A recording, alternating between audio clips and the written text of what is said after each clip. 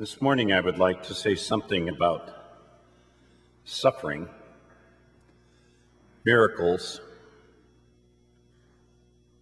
and deeds. But I first want to look at the readings because, as they often are, they are fascinating. It's very rare that we have on a Sunday any reading from the book of Job. That particular book was written in the background, having in its background the book of Deuteronomy. Deuteronomy makes it very clear if you read it. It's the home base, if you will, of prosperity gospels. If you are virtuous, you will prosper. If you sin, you will suffer. That makes it very difficult to figure out why good people have bad things happen to them. So the book of Job tries to answer that and talks about, does someone serve God? Is it possible to serve God selflessly? Or do we do it just because there's pleasure in it? And the reading itself, we're in chapter 7, and already in verse 2, when he begins to lose all his stuff, his wife, all of you spouses here, his wife says to him, why don't you curse God and go hang yourself? This is a great deal of encouragement from a spouse because she's convinced that he was completely sinful or none of this would have happened.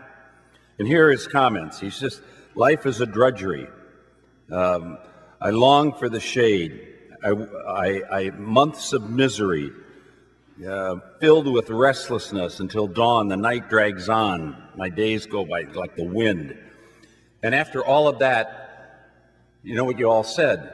Thanks be to God. So the word of the Lord, and you all said thanks. I wondered if you were listening to the reading. If I would have said the word of the Lord, you would have said, no way. That would have made sense. I often ask the students, what did you think of that reading I just did? So hang in there. The second one is a letter of Paul to the Corinthians. It's the first letter. And he talks about preaching the gospel. I have to preach the gospel. And I do so willingly, free of charge. I make myself a slave week to the week. I'm with everybody in their suffering. What's going on? Well, first of all, scholars are pretty clear that this is not Paul's first letter to the Corinthians. It's his second letter. He already sent one, and he got some real pushback from the congregation. The church in Corinth was a mess. Let me just read to you a summary of the issues that Paul felt he had to address in this first letter. It says here, factions behind rival leaders, prostitution, celibacy within marriage, Christians married to one another asking about divorce, Christians married to pagans asking about divorce, questions surrounding marriage and remarriage, lawsuits, idolatry, concern about women praying and prophesying in immodest ways, chaos in worship with speaking in tongues and competing voices, inequity in the communal meal, denials of the bodily resurrection of Jesus and of Christians, who's to pay for preaching, the collection of large sums of money to be sent to Jerusalem, and the change in Paul's travel plans. You got headaches? It's at that point I think you would say, if you were Paul, you'd say, I've had enough. I don't want to go there anymore. It's nothing but grief. That's all part of that. And this particular one, there were preachers coming in, false preachers, that were very entertaining and very dynamic, and they took up collections. That's why Paul says in here, I don't charge anything. I do this willingly. Gospel free of charge. And some people say, yeah, you don't charge for your gospel because you don't have a good product. You know, if you're really confident in what you were doing, you charge more, right? You don't have to have a business degree to know that. He goes on, he says, no, and then the most important thing is not that I dazzle people with preaching. The most important thing is that I'm with you when you're in your weakness and your suffering. I'm there. That counts for a lot. Really spectacular speakers rarely do that because they go on to the next audience. They love to dazzle the crowds. They don't know what to do with individuals. So then you go to the gospel and you see the linkage. So here you have a situation. This is the Gospel of Mark, which we will have a good deal of in this particular cycle, the B cycle. And we're in chapter 1. We haven't left last Sunday, remember, he's in the synagogue in Capernaum, hometown. He's teaching, and there's this demon. He yells, "Get out of him." He gets out. The people are amazed. What do they say? He teaches with authority. Wow. So he's done with that. It's a morning service. So we can picture him here. It says, on leaving the synagogue, he entered the house of Simon and Andrew, probably for breakfast.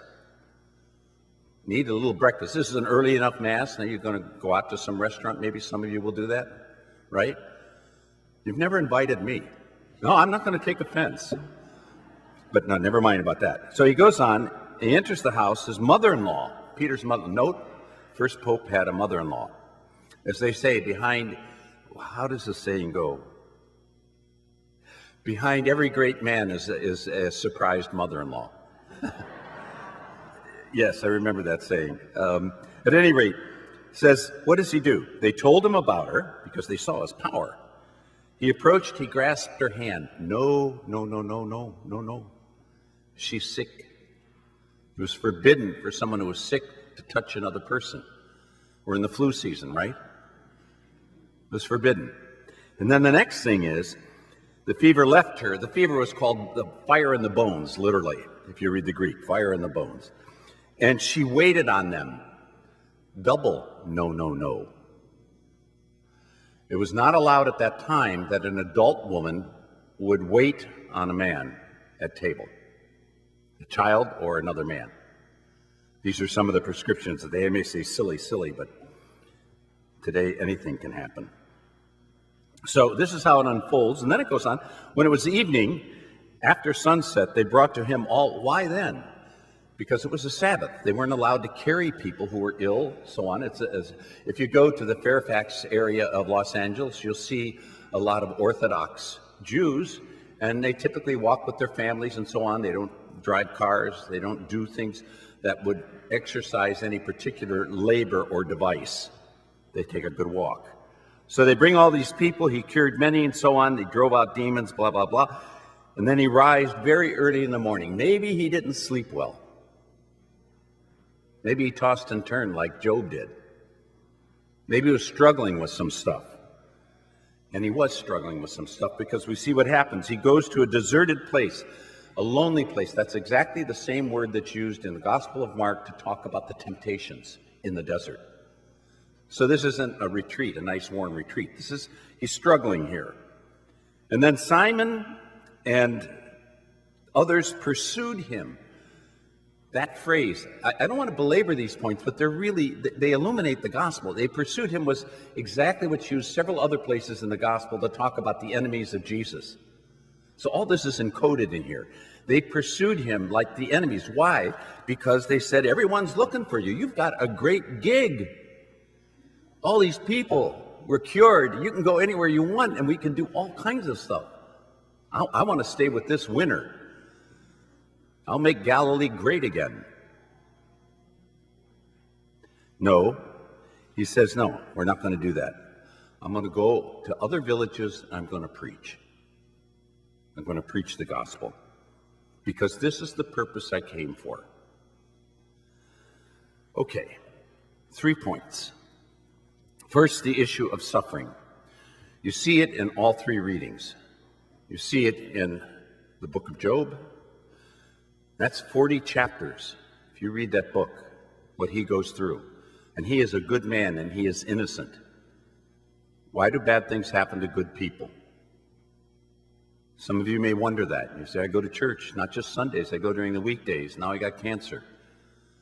Why do bad things happen to good people? And then the second reading, Corinthians, if you want a nightmare, it's like having a huge family that's totally a mess. And then the third, they bring all these people to him to be cured.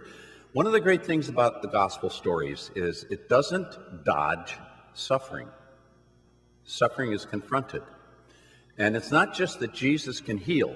Jesus suffers. He suffers and dies. But he's totally innocent. Try to keep in mind the gospel story. There's a certain security in the gospel, but it's not a security blanket. It's not a security blanket. Being a believing Christian and being devout doesn't protect you from suffering. It might, in fact, introduce you to suffering on another level. It might, in fact, push you out of your comfort zone. It might, in fact, expect you to do some things for others that you wouldn't be inclined to do, like forgive them, even your enemies. Good grief, get real. You look at the gospel, and it is a challenge to move out, as this Pope says, to the peripheries. So suffering is very present. Second, miracles. Ask yourself. So it's 8 a.m., Holy Family Parish, going to have a sermon, but next Sunday, instead of that, we're going to bring a healer. We're going to bring someone who can work miracles. Do you think the crowd would be the same size? They have to move to the Colosseum. So you'd have to ask yourself, well, don't discount the fact that Jesus took physical suffering seriously. The body's important, all right? That's not unimportant. But the question is it more important than preaching? Wouldn't it be terrific if there were better preaching in the Catholic Church? I often wrestle with that and wonder about that. You have the preachers and the Protestants on TV. There are Catholic priests that can preach as well as that, but we just don't do the TV thing. It's beyond me why that's the case, but it should be done. So he says, I don't want to just have a crowd. I don't want to just have fanfare. I want to preach a word that transforms. I have had several personal experiences of this. I won't go into detail, but at the beginning of May, I will go with the Knights of Malta with a bunch of very sick people to Lourdes. This will be the 5th year that I've done this, and be a chaplain for them. And I was hesitant to go the first time I was invited because I said, are you setting people up for false expectations? You take them to Lourdes and, you'll be cured. And they said, no, that's not what goes on. And they were right. That's not what goes on. What goes on is people realize there are some healings. There are some cures. That's undeniable. Something magical can happen there. But for most people, there's a deeper miracle. And that is, and it is a sense of purpose and love in their lives. And that takes me to the third point, the question of deeds. I love the Chinese saying that when I hear, and this always depresses me as someone who preaches or teaches, when I hear, I forget. When I see, I remember. When I do, I understand. Peter's mother-in-law was cured, got up, and did. She served table. That's the pattern of all discipleship. If you feel like moaning and groaning like Job did, you still get up and you serve and you give. Because it's only when you give when you don't feel like it that it's really virtuous. Otherwise, it's immediate gratification. I keep telling students who work with the homeless and others, and they say, I feel better. I said, well, wait till you don't feel better at all, and then keep doing it. That's when we grow up in the faith. That's when we stay committed. Miracles or preaching? Let's have both. But let's make sure that the deepest thing are the deeds. Pope Paul VI said beautifully once, we need witnesses more than teachers. But most of all, we need teachers who are witnesses. Let's all walk the talk. Let's take consolation in the presence and the power of Jesus.